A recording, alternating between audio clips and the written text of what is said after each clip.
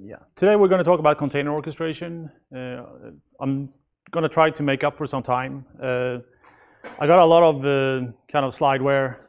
I do have some demos as well. I want to get to, as Doug mentioned. We're currently working on this container plugin for HPE Cloud Volumes. It's not GA yet, so it's sort of like a tech review. It's been a bit flaky, but we can probably work it out. And let's see if my clicker works. Please work. There we go. So the agenda for today is basically I'm going to give you a short overview on what we do in this space, and then we're going to dive into the integration and some demos in between there. And then, if time permits, I'm going to talk about some of the use cases and the solutions we provide in this space. And I'm not going to give a lot of context around what a container is and why we need it and so forth. And I'm going to dive straight into the actual integration. So if there's anyone that have like a basic question about containers, let's just get it out now, and we can we can dive into the specifics of our integration. No hands. All right. Questions like what is a container? Three of us were considering.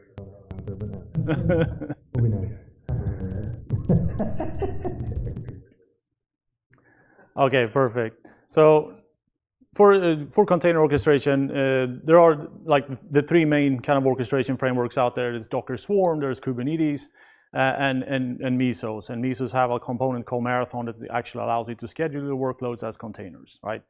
And the integration that we have with this is particular for Nimble, is that we have a Docker Volume plugin for Windows and Linux. For Kubernetes, we're utilizing the Flex Volume plugin framework. For that, we have written a Flex Volume driver and a provisioner to accommodate that. For Mesos, you can basically shrink wrap your Docker Volume plugin in something called a Docker Volume driver isolator. And so by that, you will be able to provision a volume and provide that persistent storage to your Marathon workload.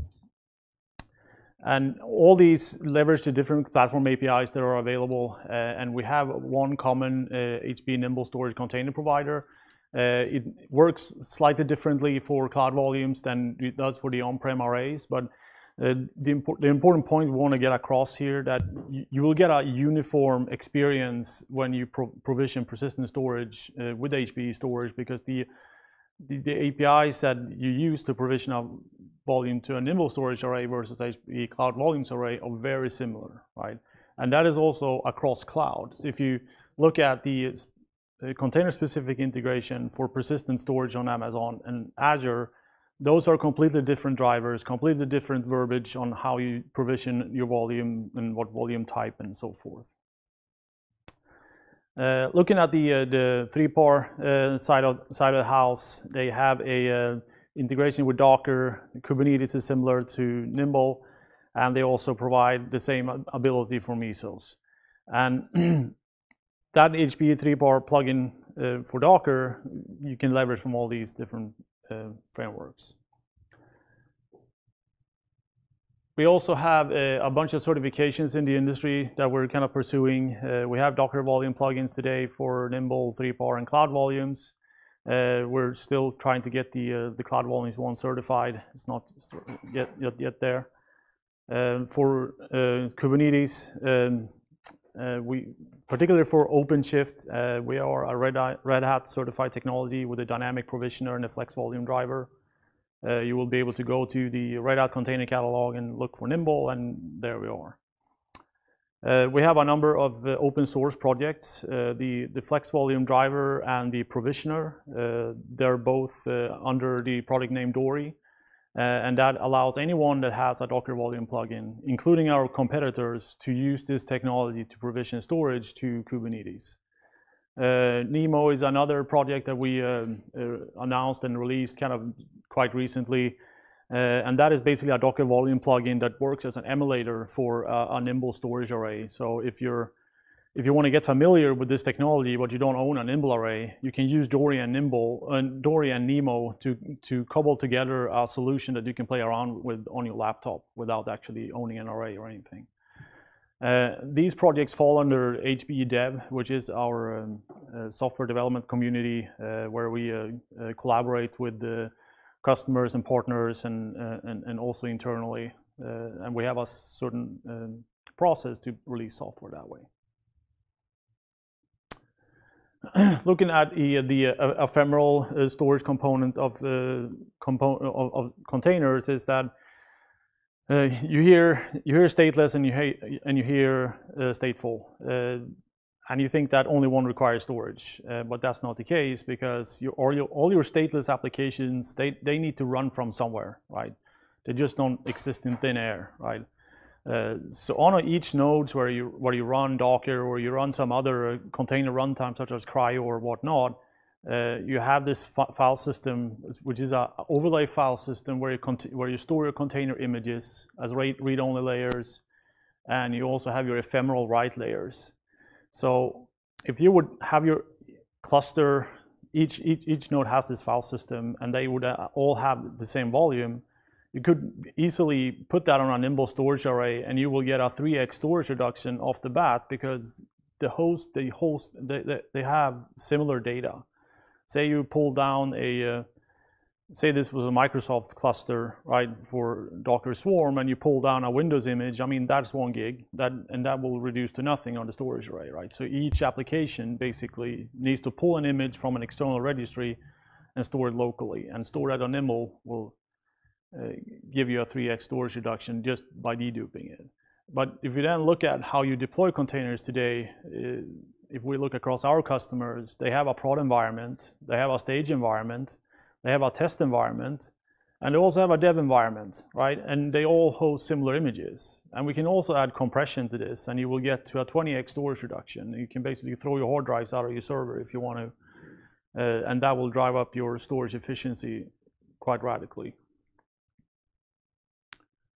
So I want to jump into a short little demo here, but I have kind of created a slide here to kind of show the difference between persistent storage and ephemeral storage as we kind of deploy an application. So just imagine that we have a stateful application. In this particular example, we have a MariaDB. It mounts a certain file system within the container on a specific mount point, right?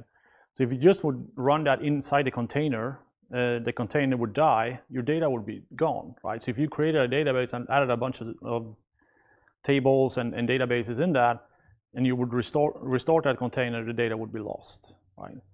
So one option is to basically, why can't you just store the data on the host, right? And that will essentially save you from the trouble of, if the container dies, if the container dies, the data would survive, right? But if your local node dies, your data is gone, right? So you kind of need to move that point of failure out of the container, out of the host, to something externally, right? So in the case of Nimble and 3PAR, you basically create this fiber channel iSCSI data paths up to your host, and you have our HA storage system in the bottom, and you provision volumes that you attach onto that. And that allows you to basically fail a container or fail a node and have the workload rescheduled somewhere else in a cluster and then attach to that data. So if that goes away, and you would have another node somewhere, and you would also have like an external scheduler that can actually see that, oh, the workload that you declared for me to be up, I can now reschedule that to some other node. And that's essentially how it works. So I'm just going to show a demo real quick here. Hopefully,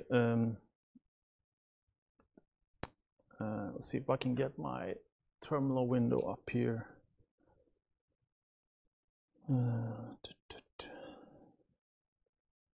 Well, here we go. We want the font really big so we can see. So I have a instance in AWS, and it's running Docker. It has the Docker volume plugin installed for container, for cloud volumes. But what I'm going to do here, simply run a Docker compose command here. Let me see, is everything in screen? Oh, look at that, wow. So I have 3 different YAML files here. I have an ephemeral, I have a node, and I have an external, right? So if we just look what that looks like, is that when you run your app with Docker Compose, this is a web server, and it doesn't have any mount points defined. and you would start that, you would then be able to connect to that container. Let me see here. I can do a curl first. So the Nginx start page is simply says welcome to Nginx, right? Say, and you want to replace that with something else. Docker compose, ephemeral. I want to do an exec in my web container. On a bash shell in there, and I want to replace the page with something more intuitive, right? I exit my container. I can now do my curl here, and I have hello being served there. So if I would upgrade that container, if I would replace it with something else, or the container just would be restarted. Bring it up again. And I would curl again, and you will see that it will use the default file system that was actually shipping with the container. So my stateful app is not stateful at all, because every time I restart it, it's back to where it were. This is the default Docker, correct? Yeah, this is the default. This is the default state. Everything in Docker is completely stateless. You save something in your container, you restart it, you rev the image, the data is gone, right? So then we can look at the storing data with the node. Let me just show what that is, and it's pretty straightforward, right? So what happens here is that, all right, I want to define a volume within my Docker compose file. Say call my volume HTML, and that will create a local volume. Well, I actually think I have a volume. No, I didn't. All right, okay, cool. So that will create a local volume with the driver local, and that basically creates a file system under /volley docker _ volumes, and that will store the data with the host itself, right? So what I can do here. For simplistic sake, so that volume that you're creating, essentially that's a, for lack of better terms, VMDK, zip file, is it its own file system? Is it No. So this is just whatever file system you have on your node on that mount point. So in this case, it will be XFS, right? Yeah. Yeah, so what happens when a container accesses a node file system, it just does something that's called a bind mount, right? So it's basically just redirecting pointers in the namespace, right? So if I have the file system mounted on a specific path in the container, it can point to any given path on the host itself, right? So this local volume driver basically just do that bind mount for you. It's very rudimentary, right? So now we have a local volume that's using the local driver, and I can do the same thing here now. So I do the exec here, but I need to specify my node. Echo hello.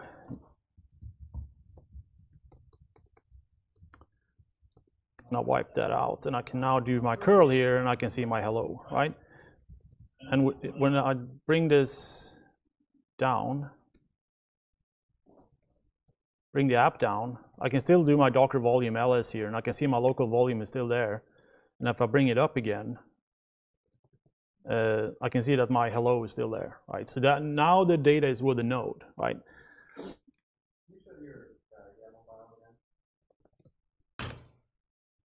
There it is. Okay. So you have a volume claim rule which points to the Docker. Yeah, exactly. So I just specify here on this mount path where Nginx stores its default serving page, right? I will map this volume called HTML into, which is of the type driver local in this case, right? I'm going to show how this works with an external volume as well. So I'm just want to bring this down, but I want to bring it down with a -v because that will delete the volume because we don't want to have conflicting volume names. So we'll do a Docker compose here with my external file. Everything becomes much interesting all of a sudden because then now we specify the driver HPE Cloud Volumes, HPE CV, I can also provide a bunch of driver options. Very similar to what Doug was showing is that I can set an IOPS limit, I can specify the size of that volume, and also the volume time GPF, which is the general performance flash, which is general purpose flash. Or is it general performance flash? Yeah. Yeah. So again, Docker compose, file external, bring that up. And hopefully this will create a volume on HPE Cloud Volumes and start this container in my AWS instance. I will actually log into my Cloud Volumes account here. You will see I have one old volume here. It's a volume I used for other stuff here. Yeah, so now we have an app_html.docker volume. It takes some time because it needs to format a file system. It needs to do all the iSCSI discovery and all that fancy stuff, and that is all happening in the background automatically when this comes online. Are you guys seeing for persistent volumes like this grow? A lot of the research that we've done is a lot of people were like, we just don't store persistent data. You know, they'll use some sort of a native software as a service. We do. I mean, we kind of developed like a sort of like an adoption curve that we kind of profile customers, right? And a lot of customers, they start with the developer-centric workloads and things that are easy to run in containers, so to speak, like load balancers, web servers, application servers that doesn't stuff that doesn't change and you don't care if it's exactly. But as that type of customer matures, it's just like, all right, but now I want to start looking at my transactional databases. I want to look at my object storage. I want to containerize it. Containerize all the things, right? And then they run into this, and all of a sudden, that's storage with containers. It's hard, right? Because once you store that data with that container, it's just like, all right, so now what? I need to protect it. I need to make sure it's available where it's supposed to be available. And that's where you need that really close tie with the container orchestrator itself. So to be able to safely like dismantle a mount point on one host and bring it up on some other host and so forth. Would you guys say you're in the exponential part yet, or still kind of ramping slowly, or? It's ramping. I mean, it kind of depends on the persona of the customer. Like the cloud native customers that basically are born on AWS and so forth, they have a better understanding on how this works, right? Looking at the traditional enterprise is that they're looking to, like our partner Red Hat, for instance, they are looking more to provide it as a PaaS, right? And as a PaaS, it's just like then it provides all the interfaces that the end user will need, including storage, right? And that's why we want to integrate more with that type of customer, because we can provide a much better experience end to end. So with the volume, is there restrictions as far as mounting? So that example, if web server containers, can they all access the same volume and read write? So there's different access modes. So what you see typically is that what block storage solutions provide is a read write once, right? So that is basically, it can be mounted once on one host and can be read and written by many on that same node, right?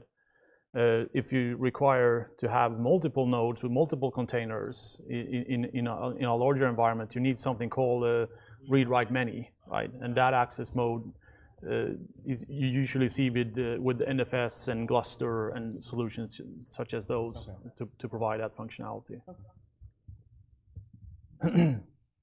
So what do we have here? Yes, so now we have a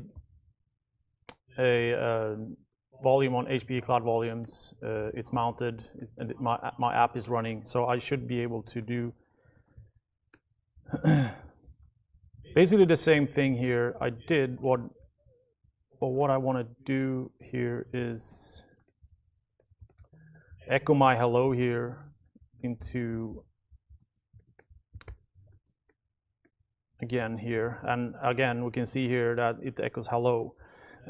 Now I want to bring this down, but I don't want to destroy the volume. I'm just going to show how this works.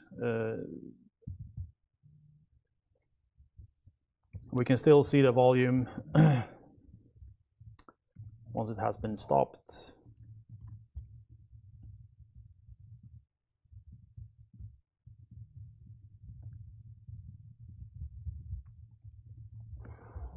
Stopping. There we go. So what I can do now is I'm going to jump into, I was on Kubernetes worker number 0. I'm going to step into worker number 1 now, right? Which is a completely different node altogether. You will see the difference in IP addresses here. And these nodes are configured to see the same resources. So if I do a Docker volume ls here on my other node, you can see that this volume is available on that node as well. And since I safely exited the application on my other node, I should be able to simply, I'm just going to do our Docker runner in essence to save time. So I want to mount app HTML on /data. I'm going to run a bash container. And what happens now is that the driver makes sure to discover the volume to that host, mount the file system on the host, and bind mount it inside a container to that host. And inside my container now, I should be able to go to /data, and here's my Nginx contents. Hello, right? In a real-world scenario, you would have an orchestrator that you had declared that you want to have this workload running on a different node if there would be a problem, but I choose to show the simple version. So any questions? Does all make sense? Perfect. K8's demo with this one is GA. What? K8's. Yeah, I mean, the next demo is Kubernetes. So, yeah. So recovers and picks it up and all that. So, looking at the Nimble Storage Docker Volume plugin, is that we spent a fair amount of time kind of, what you see here on the right-hand side is the different characteristics of an enterprise storage system, right? Is that we have abstracted a lot of these features that we have, such as the performance controls, the ability to place a volume in a different pool or a folder of certain characteristics. We have the protection templates. There is a very powerful construct to automatically set up the snapshot scheduling and retention and replication, including to HPE cloud volumes. So what this basically means, all the capabilities you see here, is that they turn into parameters, right? And some of the parameters I already show you, like setting the IOPS limit and the volume type, right? So all these parameters you can feed into the container orchestrator and provision storage based on those needs, right? And looking back at these different frameworks, in the Docker case, oh, well, that was a double click. Let's go back here. So in the Docker case, I just show you Docker Compose, and the YAML format the Docker uses is very simple. You just specify a volume name, you map that volume name to the driver, and this is Nimble in this case, and you specify the different parameters to provision that volume. So for Kubernetes, we have a external auto-tree dynamic provisioner, right? So what we do is that we create storage classes that we predefine different parameters for the volume class, so to speak, right? And storage classes are created by the administrator of the cluster, so it's nothing that the end user would see. What the end user would create is these persistent volume claims where they specify which storage class they want to use and then specify a storage size. And there's also other things that you can do with the persistent volume claim. You can like annotate it and override certain parameters if the admin allows you to override a particular parameter. And in the Mesos case, it's very similar there as well, right? They have a JSON-based format on how you submit a job to Marathon. So you just call the DVDI driver, same as the Docker volume driver. Specify a bunch of parameters and what the job's going to look like. Cloud volumes that I mentioned and what I showed you, we have the volume type here, we have the limit IOPS and so forth, and these are the parameters available for cloud volumes that will be available. This will be GA in a couple of weeks, I've been told. For 3PAR, very similar. It has a bunch of different parameters to specify you can have like a quality of service policy that you can apply if you want to enable the flash cache on the volume. compression, you also have a dedupe parameter in there. I don't know the exact name of that. And you can specify thin or thick provisioning and create clones and so forth, just as you can do with the Nimble and the Cloud Volumes driver as well. So, any questions before we run into the second demo? I just need to see what we're doing on time here. Good. 206. Okay, perfect. Did you tell everybody what a container is yet? Well, we put our spaghetti yeah, I mean, in. I've showed that running an Nginx container, which is the most basic example. So everybody is fully aware what a container is. So let's dive in here. I need to check my browser here. Where am I here? I already have these created. I want to delete these. Oh, session expired. Never mind. I'll just keep them there.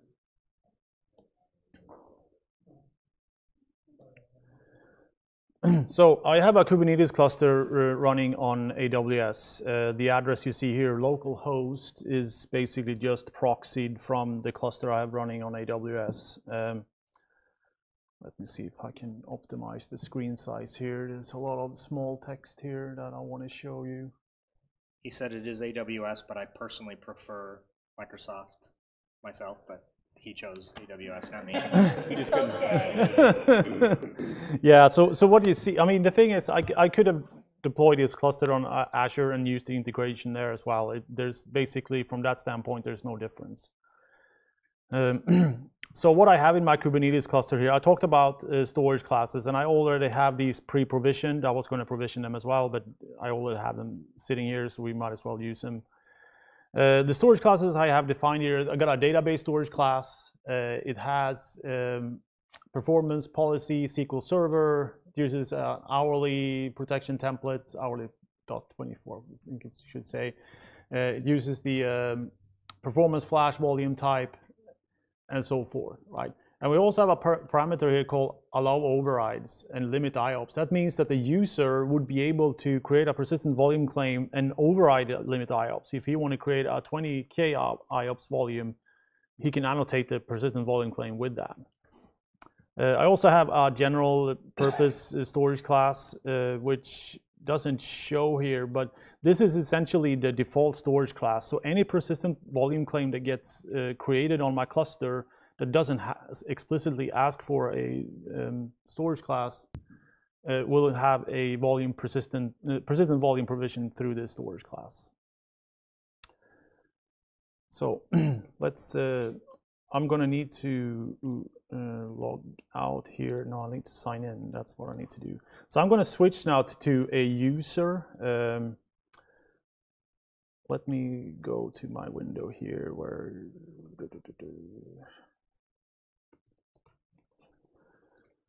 I'm just going to copy a bunch of YAML stuff from our directory here. There's nothing really fancy about that. So I'm going to need to flip back and forth.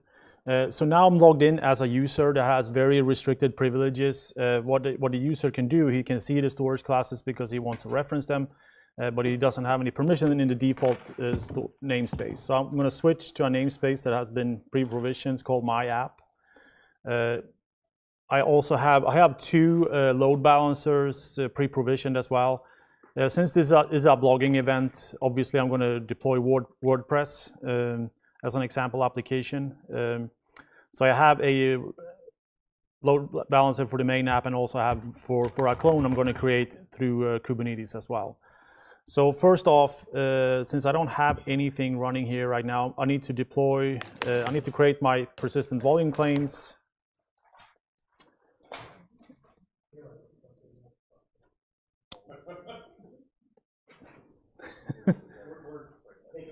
Yeah, all right, so I'm going to start creating a persistent volume claim for my WordPress instance. Since this is unstructured data, I want my perf policy to be Windows file server. I'm going to set the IOPS limits to 5,000, storage, I want 128 gigabytes, and I'm going to hit upload on that one.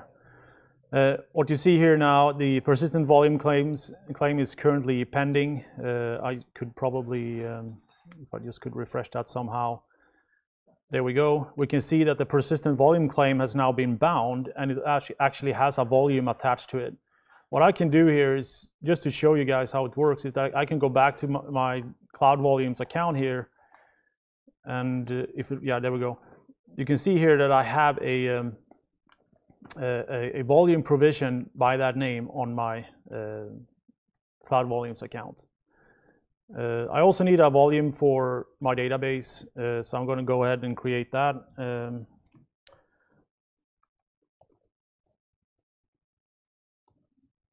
Oh, there we go.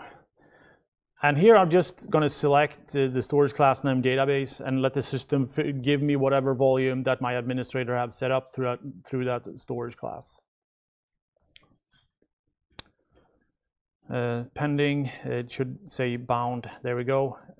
We can go back and see here that individual volume has been created as well. We have the database volume here, right here. So, and now I need to deploy my app. So let's go create some more declarations here. I have a vp.yaml. And this is a pretty standard kind of deployment. There's like no fancy stuff here. It uses MariaDB and a WordPress instance. For some reason, I have my own WordPress image. I don't know why I've had this, but I know there was a workaround I did for OpenShift a long time ago, and somehow this declaration has followed me around since then. So we're just going to have to live with that. And it's probably ancient old because of that. But anyhow. So this will probably take a while before it pulls down the images and gets started here. Ooh.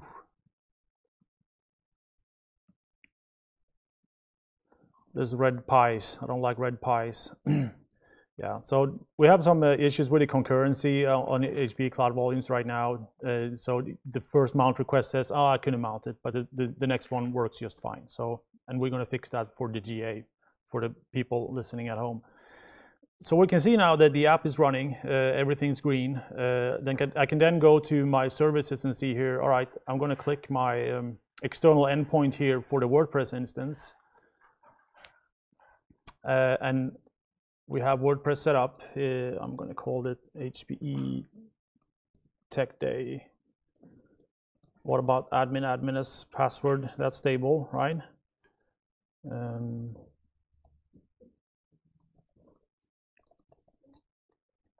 I don't want to have it discovered. So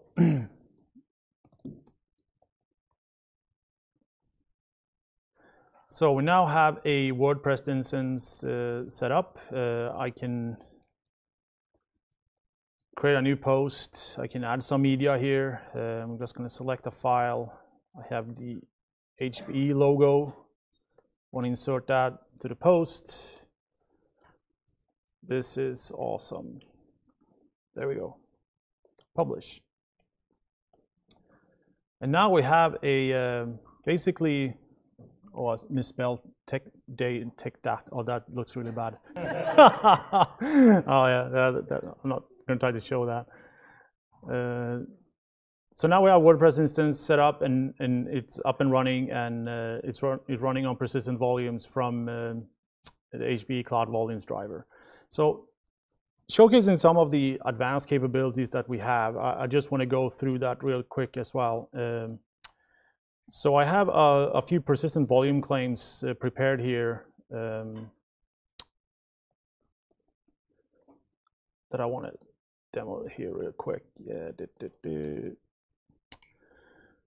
So what we can create a persistent volume claim that basically the end user can annotate the persistent volume claim and say that I want to use the hpe.com provisioner that we provide to this Kubernetes cluster and clone a PVC, another PVC. And I already have a PVC called WordPress, and I want to clone that into a new PVC called WordPress clone.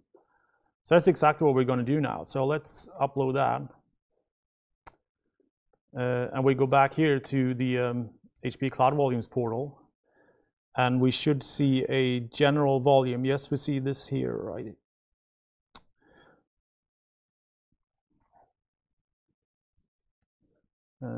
And you can see here that it's actually cloned from a different volume. And the thing is that I didn't really know or care what that volume name was, because we can figure out in what namespace the caller is calling from, and can see that he had a previous PVC called WordPress and would be able to clone and reference that volume that way. Let's do the same thing with the database. So this is also another neat thing that we can do here. I want to just show you that real quick. When we create that PVC, we can actually override the IOPS limits on that particular volume. Since this is a clone, I don't want that to eat up all my performance or eat up all my cost, right? So I will just tone down the IOPS. I think it was set to 10,000 by default. Now I'm just going to set that to 1,000 and create a clone of the MariaDB persistent volume claim. So let's see if we can just see what happens here. Yeah, we can see that both these clones are now deployed within the same namespace. And very simple, we can now basically clone the entire application, both the WordPress instance and the MariaDB instance, by just giving it a different name. So the app name is going to be MariaDB clone, it's going to be WordPress clone, and all those things. And it basically, the WordPress instance will then connect to the clone database instead.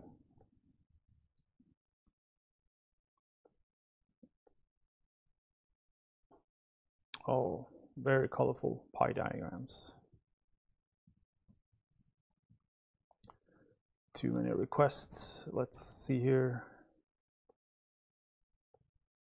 It should be up. Yeah, there we go. We're up and running. All these red things are going to go away in the GA product. Promise, I swear. I can then go to my load balancer that I already pre-provisioned that basically maps to this cloned instance. So we should be able to click this. Yeah, since there was nothing running here, it usually takes a while for the load balancer to connect to the actual container instance. So I'm just going to give this a few seconds and have a drink in between. Features for the persistent volumes on HPE side is the same, correct? Because it's the exact same experience, yeah. So because we're using the same underlying Docker volume plugin, regardless of orchestrator you're using Swarm or Kubernetes, the experience will be exactly the same. You're using our arrays, Nimble, 3PAR, or Cloud Volumes, it's all the same, right? A little more powerful on its side as far as, since it has the policies, right? For yeah, absolutely. That is the one thing that is missing from Swarm from that perspective, is that Kubernetes have a much more elaborate framework to like grant and deny permissions to do these things that I showed you here. Like I can have a user that is only allowed to do certain things in a certain namespace, and I can allow him to provision volumes from a storage class that, and I can dictate which parameters he can override and not. And you can't do that with Swarm, right? You can't do that with Mesos either, right? It's only Kubernetes that provides that functionality. Probably the most important question, is it kubectl, kubectl, kubecontrol? Yeah, I get into that a lot. So to me, it's kubectl. I do kubectl. Okay. So if you're tallying up, but that is not the correct way to say it. But I say kubectl. I'm a kubectler for sure. Yeah. So what we see here now. So the clone is now up and running on the HPE TechDAT. Yeah. Do you want me to change that? I'll keep you from going into circuit. Yeah, so what I can do, I can change this on my, that's actually, you can almost think that this is intentionally. So if I change the, I should know this, settings general. Look at that, tech day, right? And I save these changes. Did that upset your OCD? Yeah. So now you can see here on my production side, this actually says HPE Tech Day, right?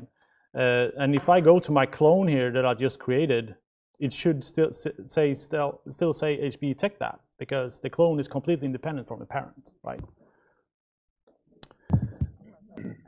Hashtag. That will upset the social media manager. All right, so cool. That was that demo. Is there any questions on policy-based provisioning for Kubernetes? All good. All right. I want to just see how I'm doing on time here, because I'm kind of rushing through here. I want to make sure we catch up. All right. So solutions and use cases. We have a bunch of integration guides, reference architectures, and we also have a bunch of blogs. And these are available in the public domain. You Google these terms and you will be able to find these. The paper on the right here, we also have the three-part counterpart of it. And the fundamental difference here is that these are created by Nimble exclusively, and these this last one here is a collaboration between HPE and Red Hat. It's basically the HPE Synergy team that has built this reference architecture on how to deploy Red Hat OpenShift in the enterprise with using either HPE Nimble Storage or three-part storage. I blog at HPE Storage Tech Insiders, and sometimes I blog at with Calvin's under around the storage block. And I need to explain that real quick. So there's now 2 storage blogs. After we acquired Nimble, they had their own tech community that was really pretty vibrant and had lots of great stuff. So we migrated that, and instead of having, I don't know, 130 blogs land in around the storage block, we created a second blog that's basically more of a technical blog. Not that around the storage block isn't. No, it yeah, is, yeah. but the Tech Insiders is really meant to help a customer who already has an HPE storage solution figure out how to use it better. So if you go to the blog website, or if you're ever on my blog, and that one's easy to find, HPE storage, or hpe.com/storage/blog. And towards the top of the page, there's a drop down where you can find any blog on hpe.com, and that's where you can find Tech Insider's blog. Yeah, exactly. So finding that blogs button in the CMS online, that will show you a plethora of different blogs within different technical communities we have in HPE. So all these features that we provide, so what can we actually do with it? So I want to go through some of the kind of top 4 use cases that we see our customers kind of either dabbling with or deploying or looking at implementing, right? So one of the big one is the running DevOps and CI/CD pipelines, right? And they integrate with Jenkins using Microsoft VSTS, Microsoft gotta mention, using Circle CI, or at the end, and at the end of the day, what we want to do here is to release more software faster and better. That is the business objective of looking into this use case. For the lift and shift use case, you want to basically move your virtual machines or your bare metal nodes into a containerized workload, and you want to be able to break down the monolith and turn it into microservices, and those microservices in turn run in containers themselves. We see a lot of IT operations adopting containers, and they do that by basically looking at the tools they are providing for their organization. It could be the Atlassian suite, it could be the Elk Stack, or a bunch of LAMP apps that they've been deploying over the years on either bare metal or virtual machines, whatnot. And what they want to do, they want to simplify this whole workflow to have a single pane of glass to look through from an operational perspective, but also increase the security around what software they run, right? Because most of the orchestrators out there, they provide some sort of image scanner to make sure that there's like no vulnerable software in them. And revving a container image is so simple and powerful for an operations team to do. So you can essentially do it fully automatically through the APIs. If you want to go from WordPress 1.0 to 1.1, it's just a change of a string, essentially. And the fourth pillar here is running containers as a service, where you are an organization who want to create a self-service for your developers to deploy containers, bring up their apps, and manage their own kind of resources through that platform, and make that very secure and predictable for the organization to deploy applications.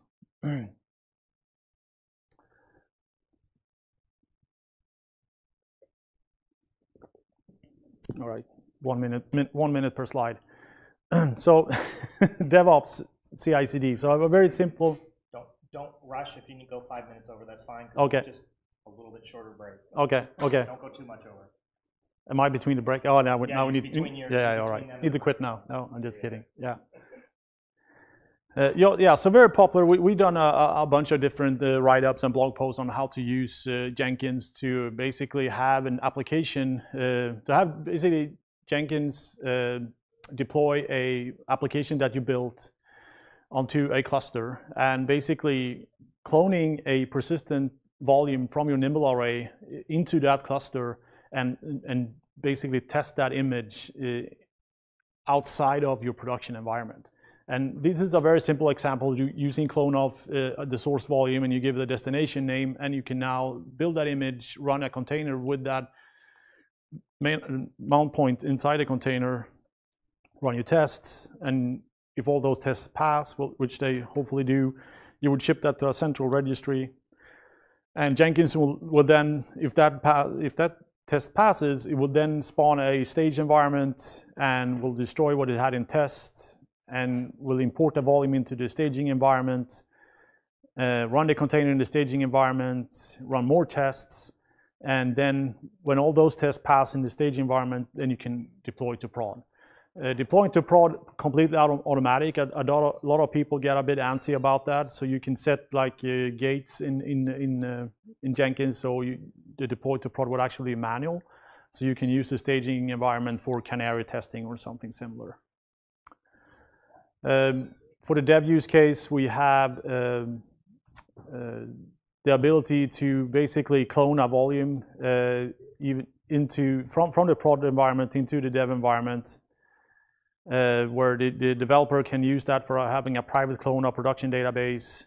And if we also weave in our remote replication story, including cloud volumes, you would be able to basically clone your cloud volume into your dev environment that might be using the public cloud for that particular purpose, and use that for reporting batch jobs or offload prod as you would do on the on-prem version. Lift and shift, modernize a traditional application. So in this particular kind of demonstration, I'm going to relinquish volume control from VMware to a container orchestrator. So if anyone is using VMware in any shape or form, should probably pay attention if somebody's kicking and screaming that they want to containerize their VM. So we have a traditional environment. We have a vSphere environment. It has a data store. I don't care what you run that data store on. It could be a vSAN, it can be local storage, it can be a NetApp filer. And you have a VM on that data store. It has a mount point inside that VM that maps to a VMDK of some sort. Imagine you have a Docker cluster backed by a Nimble array, and what you would do there as a first step, you would add a HPE Nimble Storage vVol data store, and you would do a VMware storage vMotion of the virtual disk from your source vSphere environment to the vVol data store, right? And what you can do in that stage, right? You can actually do you can test that with a clone of the VMDK file, right? So now you can do a Docker volume create -d nimble import volume as a clone, and you specify the VMDK file, and you will be able to test that workload, how that would run in a container, right? And once you've run a few, that phone won't quit. I got a glass of water here for it if it needs. And let's see here. Yeah, so you can test the cut over with a clone, and then you can destroy it, and then you can shut down the virtual machine and delete the virtual disk from VMware, and all of a sudden, oh, my app is offline. But at the end of the day, we don't delete anything immediately. We just offline the volume. And then we can create a new Docker volume from that Nimble volume, and you would then be able to start your production workload in the container in the Docker environment. And there's obviously a lot of other tricks that you need to take into consider, like moving the IP address and make sure that that IP address gets actually fixed to that container in the new environment and so forth. But at the end of the day, the data is moved within seconds, and your app should be up and running. And the examples we've done this with is like the low-hanging fruit, like if you have a MariaDB or MySQL database that just uses a single mount point. In those cases, it's very easy to do this transition of the workload. Question? That was the MCA application process with the PowerShell scripting and all that?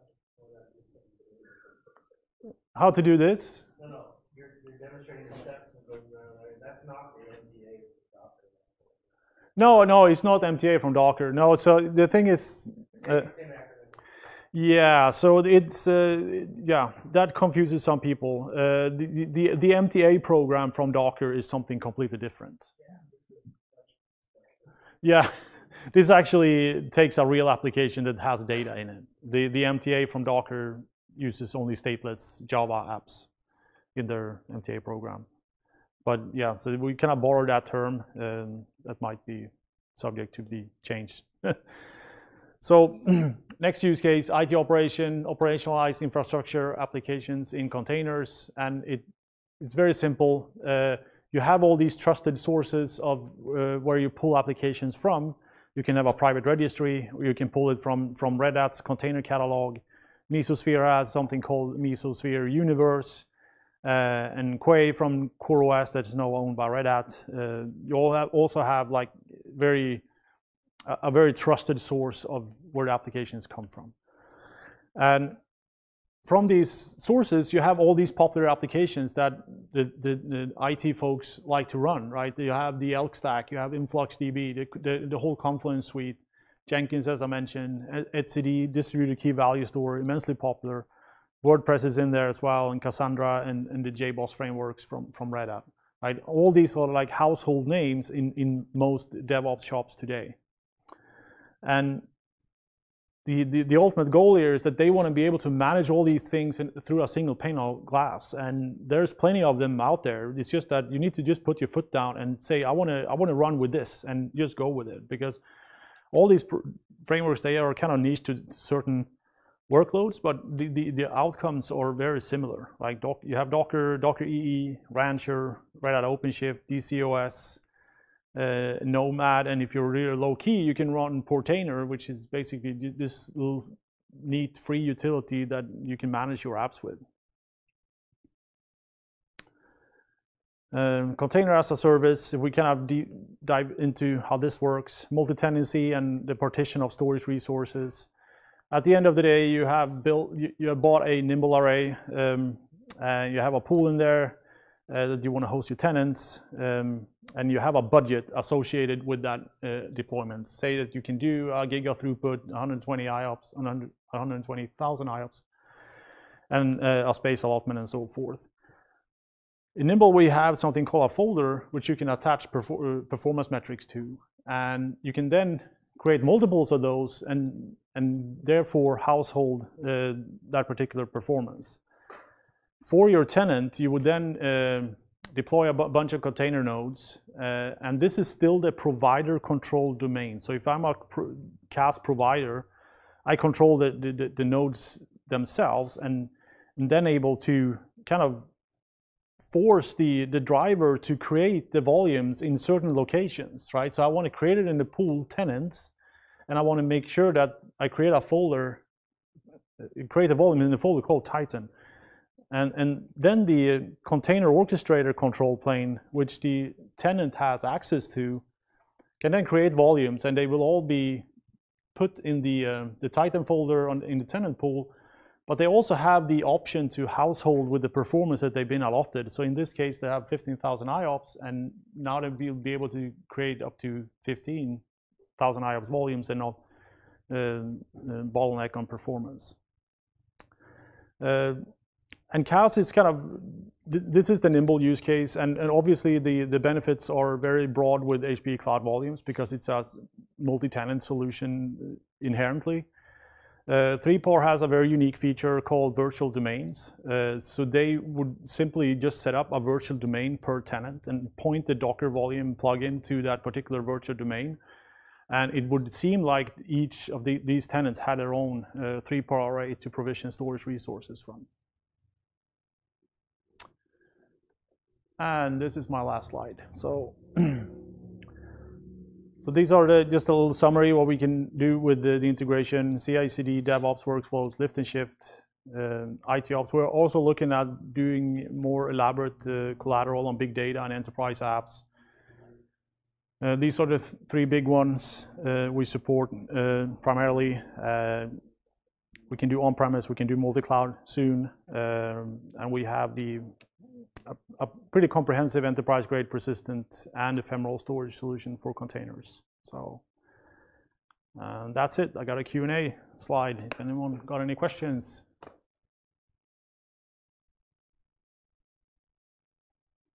So when you convert a volume, you can do it directly into like a Docker volume. Yeah. It just changes like the container wrapper. Yeah. We shrink wrap the volume, shrink wrap. I don't know if that's a right term, but we create a vvol. We create some metadata with that vvol that says it's a vvol type. It's associated with some. Yeah. So we just wipe that. Oh, now you're a Docker volume, and here you go. Excellent. So growing from that idea, you have now the vvol, now it's the Docker aware volume. Then you can leverage all the Nimble underneath. So you're talking about snapshots, you have integration with other third parties, or leveraging that sandboxing, like with Veeam, for example. All those things are possible, right? Yeah, for sure. So I didn't go very deep into the capabilities of the Nimble platform themselves. I mean, we have a really strong like data protection story inherently in the platform, right? What we can do without replication and the snapshots and so forth, and how we can also associate our volume with this protection template through our storage class, and all your volumes will be properly snapshotted and can be backed up with replication and so forth, right? And the CBTs, or is it just the Nimble snapshot that's really big? It's the Nimble. It's a Nimble specific snapshots and replication. So